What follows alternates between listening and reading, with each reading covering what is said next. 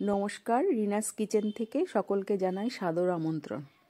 আজকে আমি তোমাদের শিমের একটা রেসিপি করে দেখাবো। শিম রসুন রেসিপিটার নাম। প্রথমে আমি 400 গ্রাম মতো, 500-র কাছাকাছি প্রায় শিম নিলাম। এবার শিমগুলোকে টুকরো টুকরো করে কেটে নিলাম। এবার আমি কড়াইতে গরম জল দিয়ে শিমগুলো সেদ্ধ করে নিলাম।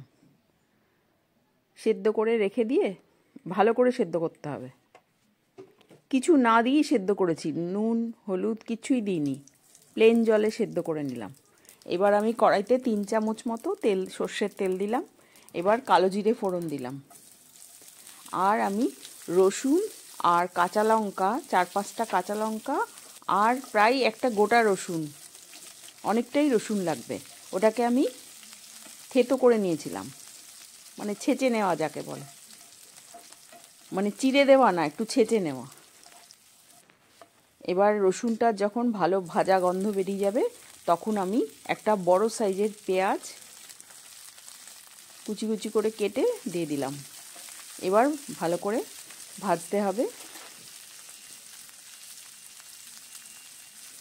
এবার পরিমাণ মতো নুন দিয়ে দিলাম আর হলুদ দিলাম।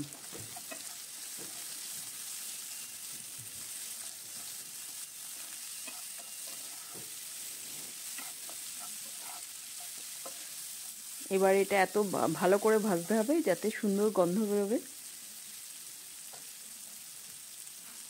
একটু বেশি রসুনই লাগবে। এইবার আমি সেদ্ধ করা শিমটা দিয়ে দিলাম।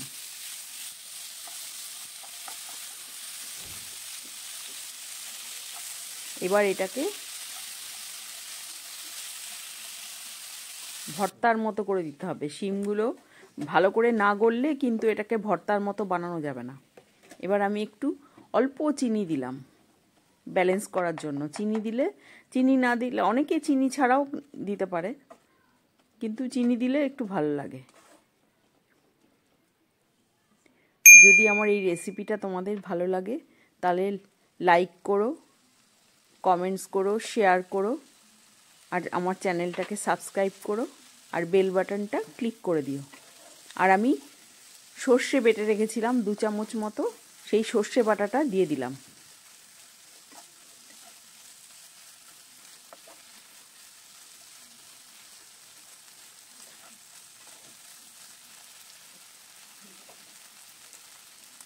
সর্ষেটা সবার শেষেই দিলাম, না হলে তেতো হয়ে যায় সর্ষে আগে থেকে দিলে।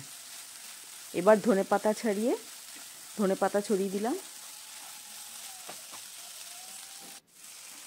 এবার সর্ষের বাটিটা ধুয়ে জলটা দিয়ে দিলাম। এটা খুব সুন্দর খেতে হয়, তোমরা করে দেখো।